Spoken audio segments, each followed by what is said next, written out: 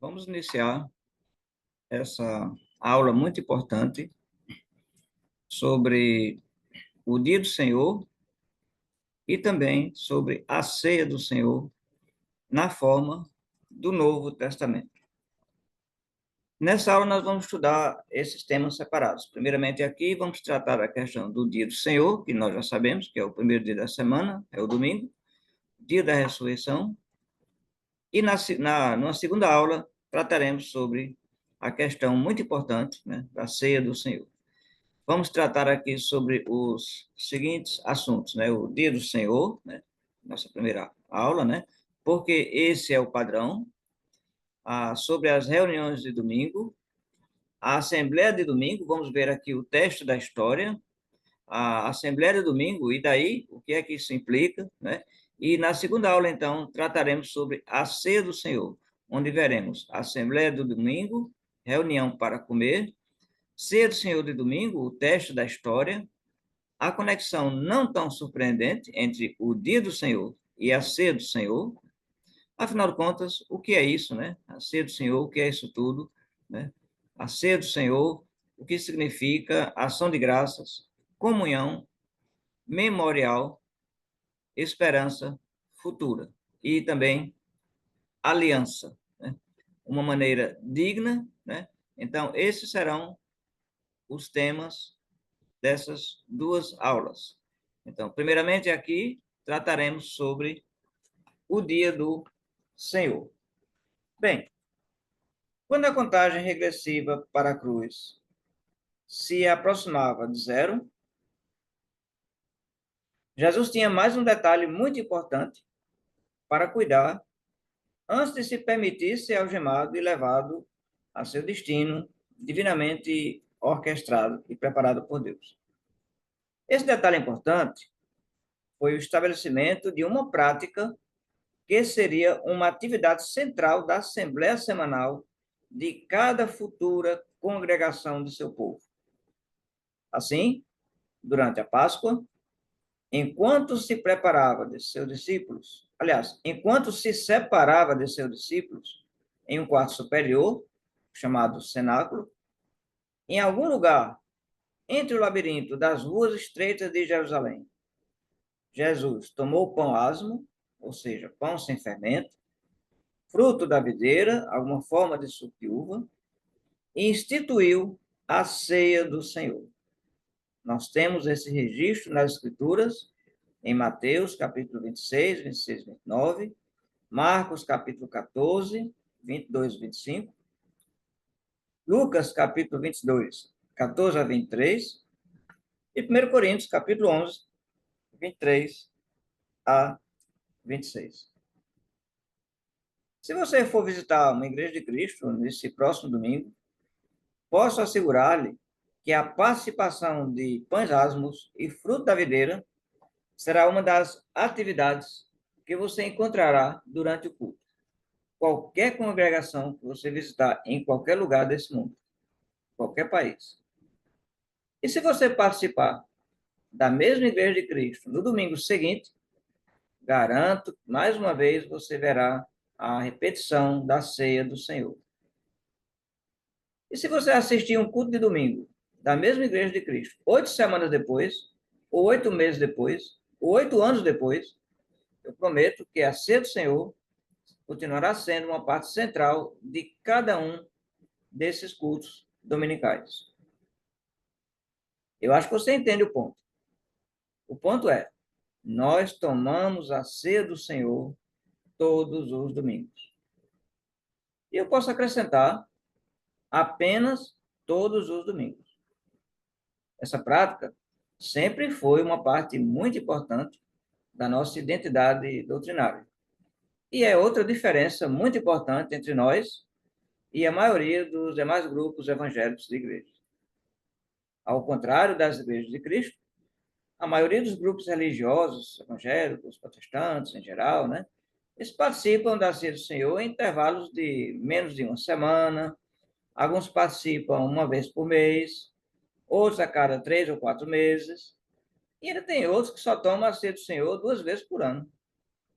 Na verdade, Se você perguntasse a 10 pessoas que afirmam ser protestantes, evangélicos, com que frequência observa a ceia do Senhor, não se surpreenda se você receber 10 respostas diferentes. Não, isso não é um exagero. É simplesmente o fato de que a frequência de observar a ceia do Senhor varia nas comunidades protestantes e evangélicas da igreja. A questão é, por que esse é o padrão? Isso não é exagero, é simplesmente um fato que a frequência de observar a ceia do Senhor está em todo lugar nas comunidades protestantes e evangélicas da igreja. Embora a maioria dos meus amigos batistas não participem da ceia do Senhor todos os domingos, embora eu esteja feliz em informar que alguns já começaram a fazê-lo nos últimos anos, quando Besley Murray foi questionado sobre sua opinião, ele é um importante líder e pregador batista, ele disse: minhas próprias opiniões, como jovem pastor, rapidamente me levaram à convicção de que o padrão primitivo do Novo Testamento, da observância semanal, estava lá e que havia todas as razões para segui-lo. Essa sua citação se encontra na British Baptist Speaks, uma entrevista que ele concedeu por John Watson em Anybody, primavera de 91. Eu, por exemplo, amo essa afirmação por várias razões. Por um lado, ele admitiu o que algumas pessoas relutam em admitir, que existe realmente um padrão de crenças e práticas que as igrejas do Novo Testamento seguiram. Também gosto do seu reconhecimento de que observar a ceia do Senhor toda semana fazia parte desse padrão primitivo do Novo Testamento. E, finalmente, eu amo a sua conclusão de que devemos seguir esse padrão também. Como você sabe, esse tem sido o meu mantra ao longo deste livro em Igrejas de Cristo. Acreditamos que o Novo Testamento contém um padrão que toda congregação ainda deve seguir. E estamos totalmente comprometidos em tentar fazer exatamente isso. E agora que você sabe que acreditamos que participar da ceia do Senhor todo domingo é uma parte importante desse padrão, agora vamos dar uma olhada mais de perto no casamento do Novo Testamento do dia do Senhor, ou seja, do domingo. Casamento é uma maneira figurada de dizer a união do dia do Senhor, domingo, com a ceia do Senhor. Primeiro, quero mostrar a você que reunir todos os domingos faz parte do padrão primitivo do Novo Testamento. Para usar as palavras de Besley Murray, depois disso, quero que você veja que participar da ceia do Senhor durante essas reuniões de domingo também faz parte desse padrão. Sendo assim, então, vamos falar sobre essas reuniões de domingo conforme o padrão do Novo Testamento. Quando se trata das atividades dos primeiros cristãos, há muitos detalhes que simplesmente não podemos definir. Mas uma coisa que sabemos, com certeza, é que eles se reuniam regularmente. Aqui está um exemplo breve de passagens que mostram que a reunião em conjunto era uma parte regular da vida da igreja no Novo Testamento. Durante o ano inteiro, eles se encontraram com a igreja. Atos 11, 26. E quando chegaram e se reuniram à igreja. Atos 14, 27. Quando estivessem reunidos em nome do Senhor. 1 Coríntios 5, 4. Quando você se junta com a igreja. 1 Coríntios 11, 18. E, se, portanto, toda a igreja se juntar, 1 Coríntios 14, 23. Se você está disposto a pensar que essas reuniões foram boas, mas não realmente necessárias, pense novamente. O Novo Testamento realmente ensina que reunir é um compromisso contínuo que Deus espera que cada um do seu povo mantenha. Portanto, esse é o lembrete do Espírito Santo. E consideremos-nos uns aos outros para nos estimularmos ao amor e às boas obras, não abandonando a nossa congregação, como é costume de alguns, antes, admoestando-nos uns aos outros, e tanto mais, quando vedes que vai se aproximando aquele dia. Hebreus 10, 24, 25. Aparentemente, a abstenção da igreja não é apenas um problema atual, né? Ou seja, a mania de alguns irmãos de abandonarem ou faltarem bastante às reuniões de adoração. Claro, sem carros, shoppings, internet, grandes postos profissionais, sem TVs monstruosas, com grandes canais, torneio de beisebol, futebol de final de semana, celulares. Bem, não consigo imaginar o que teria mantido os crentes do primeiro século longe das reuniões da igreja. Eu acho que cada geração e cultura tem muitas distrações, não é? Tanto triviais quanto não triviais, competindo pelos corações e mentes das pessoas. De qualquer forma, aqueles que dizem, eu não tenho que ir à igreja para ser um cristão, estão simplesmente resistindo à vontade de Deus. E isso me lembra de algo que eu encontrei há muito tempo que fez minha cabeça realmente girar. E ainda faz girar quando penso nisso. Eu tinha cerca de 23 anos de idade, com um bacharel em Bíblia e meu primeiro trabalho de pregação em tempo integral, quando decidi iniciar a próxima fase da minha educação em um seminário evangélico próximo. Foi a minha primeira experiência educacional no campo da teologia, em uma escola que não fazia parte das igrejas de Cristo. Então eu sabia que iria encontrar algumas perspectivas diferentes, especialmente porque essa escola era difícil, era calvinista, né, e tudo mais. Ainda assim, nunca imaginei encontrar uma perspectiva tão diferente quanto uma que foi expressa por um professor, quando ele respondeu ao relato de um colega sobre uma experiência pessoal de evangelismo. Pouco antes do início da aula, este jovem estudante de graduação divulgou com entusiasmo notícias sobre um estudo bíblico individualizado que ele teve na noite anterior. Seu relatório chegou ao clímax com o anúncio de que a pessoa com quem ele estudou tomou a decisão de seguir a Cristo. A primeira resposta do professor foi uma expressão espontânea de elogios. Sua segunda foi uma pergunta que eu nunca tinha ouvido antes em toda a minha vida e nunca vou esquecer. O professor perguntou: será que ela vai ser uma cristã que vai à igreja? Eu realmente não lembro qual a resposta do estudante, porque estava muito ocupado lá com as minhas coisas, mas a cabeça girando e pensando: um quê? Um cristão que vai à igreja? Eu nunca soube que havia outro tipo.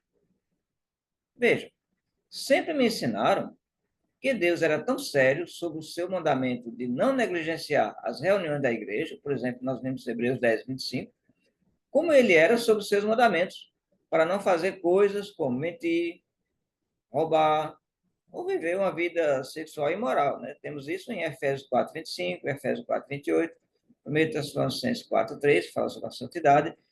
Bem, e assim eu cresci ouvindo que Deus espera que estejamos presentes quando a igreja se reúne, a menos que, claro, estejamos impedidos providencialmente. É assim que eu sempre ouvi isso quando estava crescendo. E todos nós sabíamos que providencialmente impedido significava que você estava doente, ou que teve que trabalhar, né? Alguma coisa assim. Eu julguei cerca de 23 calendários anuais desde aquele dia na aula.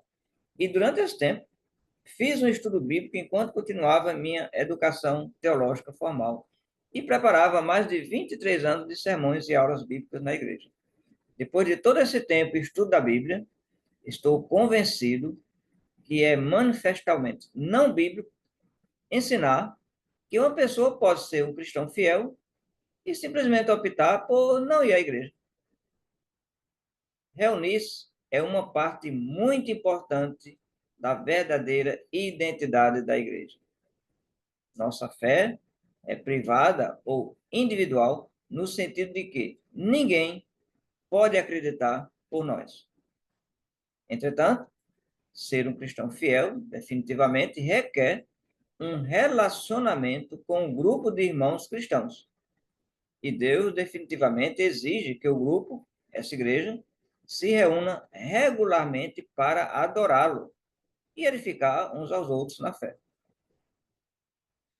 Bem, assumindo que você concorda que uma reunião regular da igreja é parte do plano de Deus para ajudar nossa fé a crescer, sobreviver, minha próxima pergunta é: quando e com que frequência a igreja deve se reunir? No mínimo, o Novo Testamento aponta para um dia específico para essas reuniões regulares. Naquele dia, usar a terminologia mais comum do Novo Testamento é o primeiro dia da semana. Para usar a nossa terminologia, é domingo. Dele uma ressalva no capítulo 1 da ênfase que o Novo Testamento coloca nas assembleias da igreja dominical. Agora, eu quero que demos uma olhada um pouco mais expandida e demorada nessa ênfase. A evidência do Novo Testamento para as assembleias dominicais começa em Atos 20, quando Paulo estava descendo a reta final da terceira jornada missionária. Depois que ele e sua equipe missionária embarcaram em um navio em Filipos, na atual Grécia, com os olhos postos em Jerusalém, eles decidiram fazer uma parada em Trode, uma cidade localizada na costa noroeste da Turquia moderna. Veja como Lucas começa seu relatório de sua parada. No primeiro dia da semana, quando estávamos reunidos para partir o pão, Paulo falou com eles, com a intenção de partir no dia seguinte, e prolongou o discurso até a meia-noite. Atos, capítulo 20, versículo 7. Com base na maneira prosaica de Lucas de dizer que eles se reuniram com a igreja no domingo, parece que as reuniões dominicais eram uma prática regular da congregação em todo. Claro, alguns podem ler esse verso e se sentir tentados a dizer: aguarde um minuto. Isso não significa necessariamente que o domingo foi um dia de reunião regular para eles. Talvez eles tenham chamado uma reunião especial, apenas porque Paulo estava na cidade. E talvez eles escolheram esse dia em particular porque foi o dia que acomodou o cronograma da maioria dos membros. Bem, não, não. O Novo Testamento nos fornece outras informações para dizer com confiança que a igreja em Trode se reunia regularmente no domingo, no primeiro dia da semana. Essa informação vem de Paulo, enquanto ele estava encerrando sua primeira carta para a igreja dos Coríntios. Ora, quanto à coleta que se faz para os santos, fazei vós também o mesmo que ordenei às igrejas da Galácia. No primeiro dia da semana, cada um de vós ponha de parte o que puder juntar, conforme a sua prosperidade, para que não se façam as coletas quando eu chegar. 1 Coríntios 16, 1 a 2. O fato de Paulo ter dito a essa congregação para fazer uma contribuição financeira no primeiro dia de cada semana parece implicar claramente que eles estavam se reunindo naquele dia. É claro que, desde que Paulo não diz nada sobre reunião, algumas pessoas não estão prontas para admitir que suas instruções implicam uma reunião. Aparentemente, algumas pessoas estão abertas à possibilidade de que Paulo possa ter dito a cada membro, de fato, que colocasse algum dinheiro debaixo do colchão em casa, ou talvez o colocasse em um pote de biscoitos ou de pão asmos no primeiro dia de cada semana.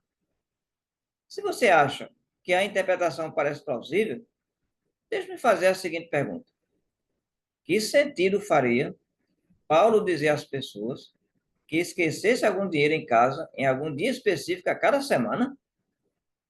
Que diferença faria se colocasse algum dinheiro em um envelope ou se colocasse na gaveta da cozinha na quinta-feira ou em qualquer outro dia da semana em vez de domingo?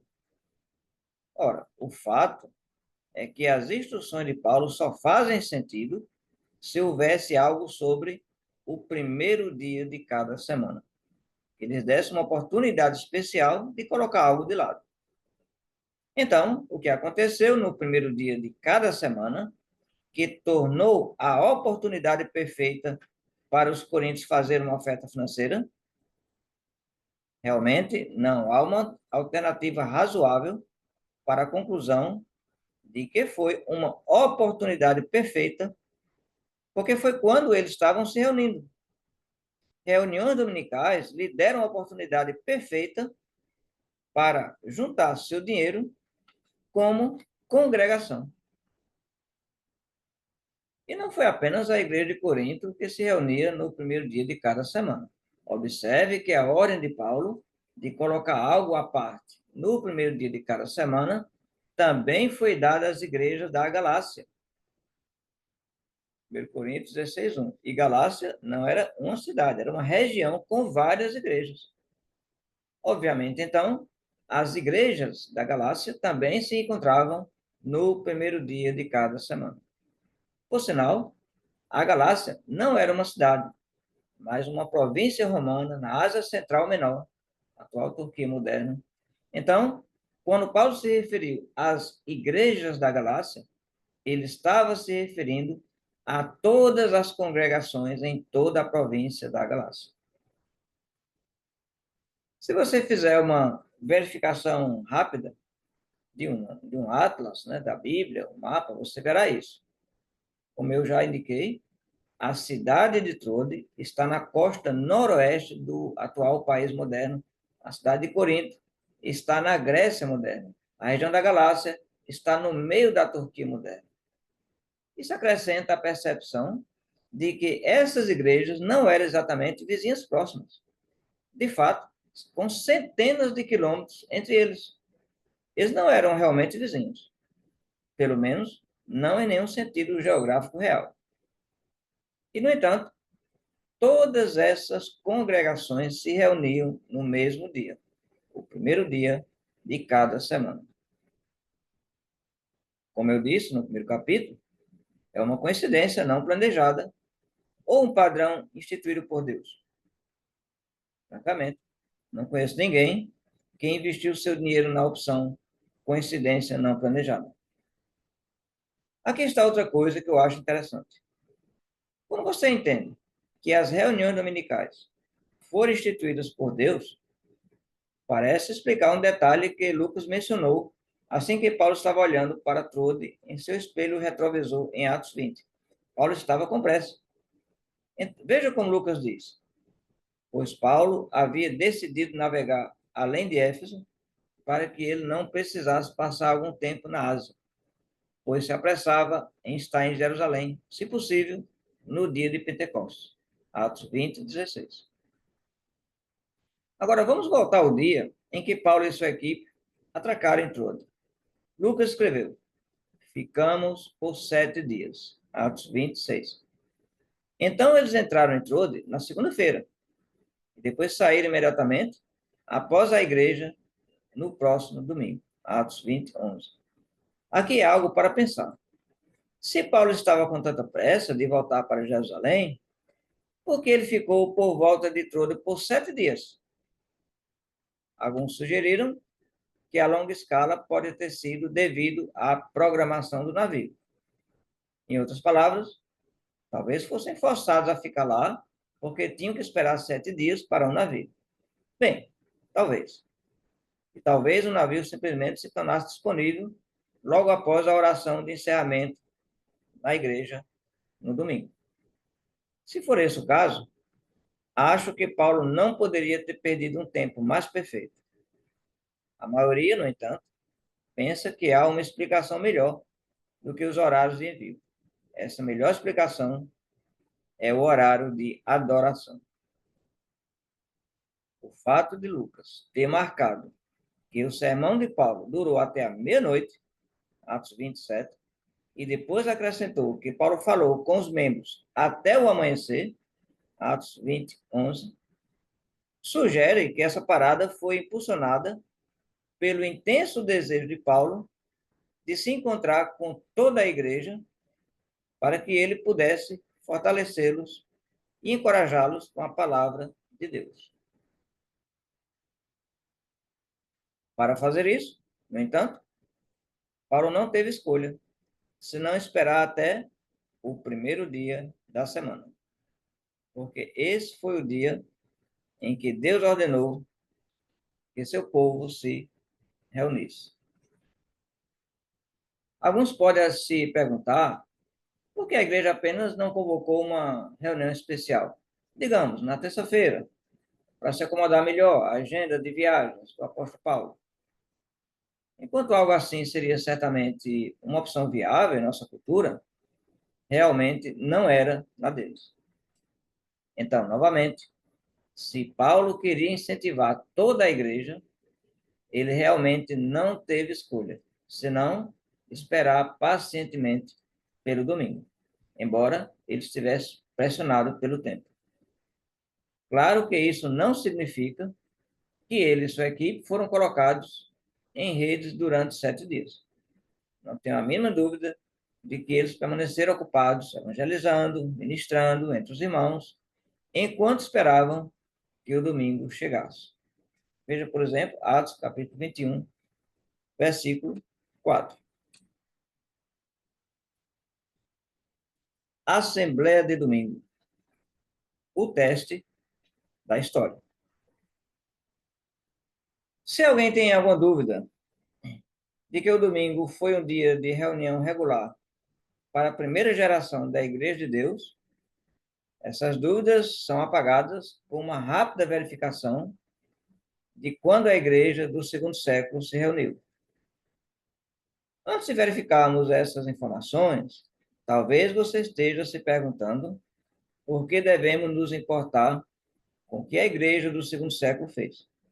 A resposta é que ela pode nos ajudar a testar nossa interpretação do que a Bíblia nos diz sobre as crenças e práticas da igreja nos tempos do Novo Testamento, ou seja, no primeiro século. Como é isso? Como o segundo século é o período da história mais próximo dos tempos do Novo Testamento, os cristãos do segundo século são mais propensos a compartilhar as mesmas crenças e práticas dos cristãos nos tempos do Novo Testamento. Com isso dito, uma das melhores descrições de quando e como os cristãos do segundo século adoravam vem de um homem chamado Justino Marte. Por volta do ano 155 d.C., escreveu ao imperador romano Antonino Pio, 138 a 161 d.C., para defender o cristianismo contra acusações contra a imoralidade e a traição. Ao explicar crenças e práticas cristãs ao imperador, Justino esperava que o imperador tolerasse o cristianismo como apenas outra tradição filosófica. Uma das muitas coisas que Justino explicou ao imperador foi a prática cristã de se reunir semanalmente para o culto. Nessa explicação, ele apontou 2 vezes que o domingo foi o dia da reunião. Veja a sua citação. Estamos sempre juntos um com o outro, e por todas as coisas com as quais somos supridos. Abençoamos o Criador de todo, através do seu Filho, Jesus Cristo, e através do seu Espírito Santo. E no dia chamado domingo, há uma reunião no mesmo lugar de todos que vivem em uma cidade ou distrito rural. Todos nós fazemos nossa assembleia em comum no dia do sol. Citação de Justino Marte. citado no livro Apologia 1.67, também citado em Everest Ferguson, Ele Christmas Speak, e também Didaquê, que significa ensino, que é essa próxima citação que vamos trazer. Outra parte importante da literatura cristã primitiva, que nos dá um vislumbre do culto do segundo século, é um breve documento chamado Didaquê, pronunciado Didaquê, ou Ensino dos 12 Apóstolos. A maioria dos estudiosos pensa que esse documento anônimo foi escrito em algum momento entre o final do primeiro século e o início do segundo século. E o objetivo era dar aos cristãos instruções básicas sobre uma variedade de assuntos. Um desses assuntos é a obrigação de reunir-se, e aqui está como começa. Tendo confessado os seus pecados, para que seu sacrifício seja puro, junte-se cada dia do Senhor. Há algumas outras referências do segundo século que eu poderia jogar aqui, mas acho que essas duas são suficientes para confirmar a nossa interpretação de que uma assembleia dominical era parte do padrão da vida da igreja do Novo Testamento. Isso nos leva a uma próxima reflexão. E daí? Pois é, se é um aspecto do padrão do Novo Testamento para a vida da igreja, que a maioria das igrejas seguiram historicamente, é uma assembleia no domingo. Nos últimos anos, no entanto, mais e mais igrejas adicionaram uma assembleia de sábado à sua linha de serviços, e a principal razão é dar aos adoradores uma outra opção, a rotina tradicional da igreja no domingo. Por quê? Francamente, trata-se de acomodar as exigências dos adoradores modernos, e muitos deles simplesmente não sentem a vontade de sair da cama no domingo para ir à igreja.